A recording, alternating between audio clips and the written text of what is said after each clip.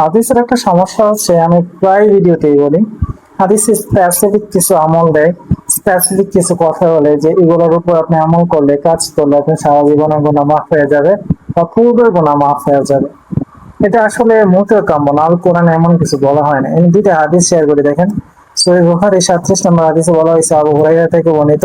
আবু হুরায়রার বেশিরভাগ হাদিসে অপ্রাসঙ্গিক, যদিও বেশিরভাগ হাদিসে আবু হুরায়রা রাদিয়াল্লাহু তাআলা আনহু বর্ণনা করেছেন। এখানে বলেছে আল্লাহ রাসূল ইরশাদ করেন, যে ব্যক্তি রমজানের রাতে ঈমান সহ পূর্ণ আশায় রাত জেগে ইবাদত করে তার পূর্বের গুনাহ মাফ করে দেওয়া হয়। রমজানের রাতে ঈমান সহ যদি কেউ রাত জেগে ইবাদত করে তাহলে তার পূর্বের গুনাহ মাফ করে দেওয়া হয়। আমি আরেকটা হাদিস আগে শেয়ার করছিলাম, এখানে বলা হয়েছে যে রাসূল সাল্লাল্লাহু আবু হুরায়রা থেকে বর্ণিত যে রাসূল সাল্লাল্লাহু আলাইহি ওয়াসাল্লাম ইরশাদ করেছেন, যে ব্যক্তি ঈমানের সঙ্গে নেকির আশায় কদরের রাতে ইবাদতের মধ্যে রাত্রি জাগবে তার পূর্বের গুনাহ ক্ষমা করে দেওয়া হবে। কদরের রাত্রি জাগলে আপনার পূর্বের গুনাহ মাফ করে দেওয়া হবে। আবার রমজানের যে কোনো রাতে রাত্রি জাগলে ইবাদতের আশায় নেকির আশায় আপনার পূর্বের গুনাহ মাফ করে দেওয়া হবে।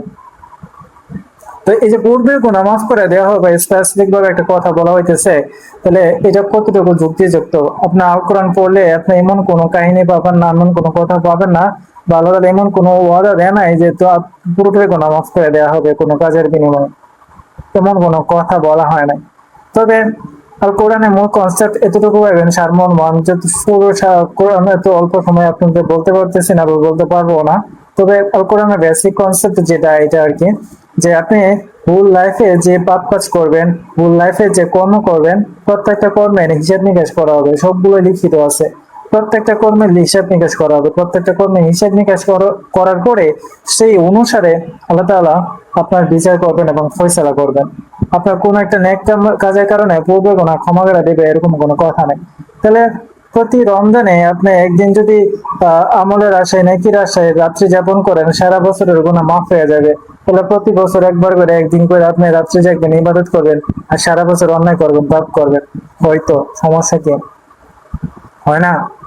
এখানে হাদিসে তো আছে যে প্রতি রাতে, রমজানের যে কোনো রাত হইতে পারে, এটা কদর রাত হইতে হবে না। কদর রাত নিয়ে আবার কনফিউশন, এই দিন কত রাত পরে কি না পরে, বেজুর রাতে কত রাত পরে, কোন দিন কত রাত চলে গেছে আপনি নাও ওঠে পাইতে পারেন। কিন্তু রমজানের রাতে হাদিস আছে তো, রমজানের যে কোনো রাতে ঈমানের সহিত যদি আপনি সারা রাত রাত্রি জাগেন, ইবাদত করেন, তাহলে আপনার পূর্ব সকল গুনাহ মাফ করে দেবেন। এরপর আবার এক বছর আপনি পাপ করবেন, অন্যায় করবেন, এরপর পরের বছর রমজানে আবার সেম কাজটা করবেন। এভাবে রমজানে মানে গুনাহ মাফ করবেন আর রমজানে একবার করে ইবাদত করবেন। না ভাই, এটা ধর্ম না। আসলে আপনারা এই হাদিসগুলোকে কেন করেন না আমি জানি না। আমাদের মুসলমান আলেম ওলামারা কেন এই যে কথা বলে না এই জিনিসগুলো নিয়ে, যদি এই জিনিসগুলোর উপর কেউ আমল করে না, বাট এই জিনিসগুলো তো আছে ইসলামে। আমি এই কথাগুলো এই জন্যই বলি, যারা আপনারা আছেন, যদি আমার কথা শোনেন, তারা যদি কোরআনে শিফট হন, কোরআন পড়েন, কোরআন জানেন, প্রকৃত ধর্মটা রিয়েলাইজ করার ট্রাই করেন, আর কোরআন আসলে কি বলছে, আমাদের আসলে কি করা উচিত। দেখেন, প্রত্যেকটা কাজের যখন হিসাব নিকাশ করা হবে, পুঙ্খানুপুঙ্খ অনুপরিমাণ সরসা পরিমাণ সবগুলোর যখন বিচার করা হবে, এরকম যখন একটা আয়াত শুনবে একজন মানুষ, তখন তার পক্ষে গুনাহ করা, পাপ করাটা একটু মুশকিল হয়ে যাবে। তো চিন্তা করবে, এমন সবকিছু রেকর্ড হইতেছে, আমাকে সবকিছু দেখানো হবে এবং সে মোতাবেক আমার হিসাব করা হবে, বিচার করা হবে, আমি কিভাবে অন্যায় করবো, আমি কিভাবে পাপ করবো। নেক আমল বা ইবাদত করার চেয়ে গুরুত্বপূর্ণ হয়েছে আপনার গুনাহ থেকে বেঁচে থাকা।